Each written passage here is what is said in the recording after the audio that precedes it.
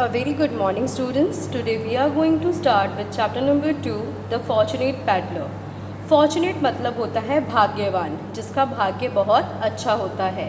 और पेडलर हम उस व्यक्ति को बोलते हैं, उस पर्सन को बोलते हैं जो एक जगह से दूसरी जगह जाकर अपनी चीज़ें बेचता हो। Now, before moving to the story, first we will read the warm-up exercise. Do you dream at night? क्या आप रात को सपने देखते हैं?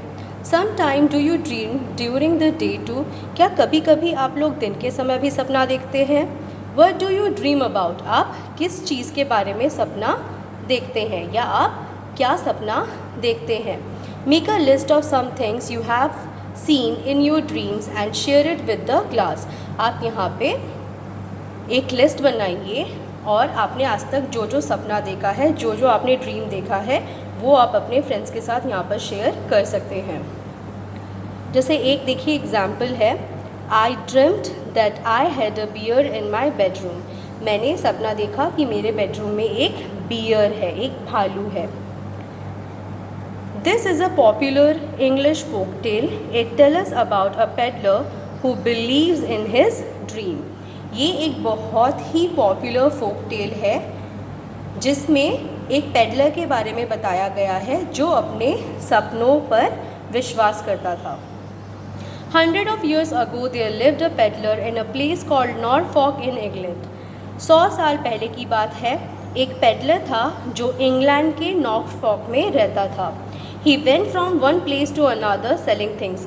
वो एक जगह से दूसरी जगह जाकर अपनी चीज़ें बेचता था। One day the peddler told his wife, "Last night I had a dream. It's strange that I have been having the same dream for the past week." एक दिन वो अपनी वाइफ से कहता है कि लास्ट नाइट मैंने एक सपना देखा और स्ट्रेंज बात ये है कि ये सपना मैं पिछले एक हफ्ते से रोज़ देख रहा हूँ। What did you dream of? asked his wife. तब उसकी वाइफ उससे पूछती है कि तुमने क्या सपना देखा है। The peddler told her that he had heard a voice in his dream. Every time the voice repeated, "If you stand on the London Bridge, you will hear good news." वो कहता है, मैं सपने में एक आवाज़ सुनता हूँ और वो आवाज़ मुझसे कहती है कि अगर तुम लंदन ब्रिज में खड़े रहो तो तुम्हें एक अच्छी खबर मिलेगी। At first, the peddler did not bother to go to London. It was difficult for him. He would have to walk a long way to reach there. पहले पेडलर ने इस चीज़ पे ज़्यादा बॉदर नहीं किया क्योंकि लंदन जाना उसके लिए बहुत ही मुश्किल था और वहाँ पहुँचने में उसको बहुत लंबा समय लगेगा। He would have to sleep under trees along the way. उसको रास्ते में पेड़ों के नीचे भी सोना पड़ सकता है। But the dream persisted. मगर ये जो सपना था ये कंटिन्यू होता रहा। persisted मतलब बार बार उसे यही सपना आता रहा। The peddler got upset और इसीलिए पेडलर उदास हो गया। He called out to his wife. उसने अपनी बीवी से कहा, I must go to London. मुझे लंदन जाना ही पड़ेगा। And stand on the bridge. और उस ब्रिज पे खड़ा होना पड़ेगा। Otherwise I will have no peace. वरना मुझे शांति नहीं मिलेगी। The peddler packed a few things. Peddler ने कुछ चीज़ें पैक की जैसे फूड एंड सम मनी, कुछ खाने के लिए और कुछ पैसे उसने पैक कर लिया। He walked all the way and reached the London Bridge. वो तो बहुत गरीब था इसलिए वो पैदल ही लंदन ब्रिज तक चल कर गया और वहाँ पहुँच गया। The London Bridge was a busy place. London bridge बहुत ही बिजी प्लेस था। बिजी प्लेस मतलब यहाँ पर लोगों का आना जाना, शोर शराबा, गाड़ी वगैरह यहाँ पे बहुत चलती थी। There were houses and shop on either side. और जो लंदन ब्रिज है उसके दोनों साइड में ही घर और दुकानें थीं। Every day the peddler stood on the bridge. रोज पेडलर उस ब्रिज पे जाके खड़ा हो जाता था। But no one spoke to him or gave him good news. मगर आज तक उससे कभी किसी ने ना बात की और ना ही उसे किसी ने गुड न्यूज़ दिया। He felt like a fool for having gone there. अब वो खुद को एक फूल, बेवकूफ़ समझने लगा कि वो अपने सपनों की बारे में सोच के यहाँ पर आ गया। Still he waited with hope. मगर फिर भी वो होप के साथ, विश्वास के साथ वहाँ पर वेट करता रहा।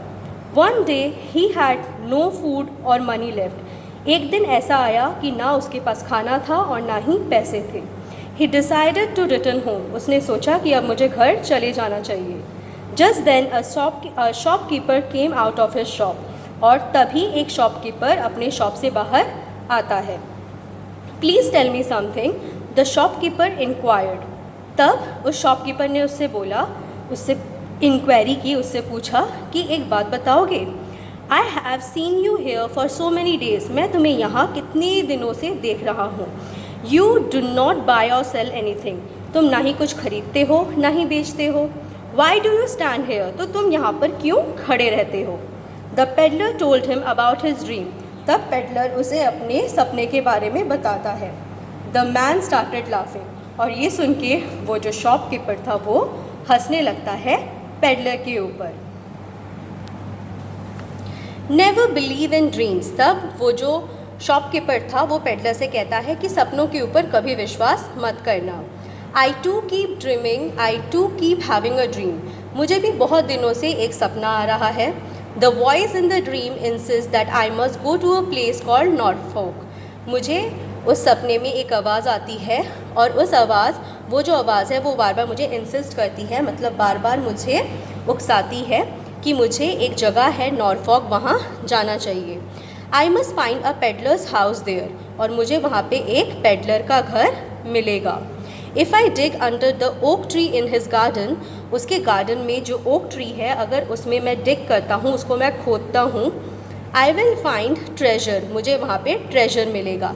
ट्रेजर मतलब होता है मुझे वहाँ पे बहुत सारी संपत्ति मिलेगी, बहुत सारे पैसे मिलेंगे, बहुत सारी ज्वेलरीज और बहुत अच्छी अच्छी चीज़ें मुझे मिलेगी।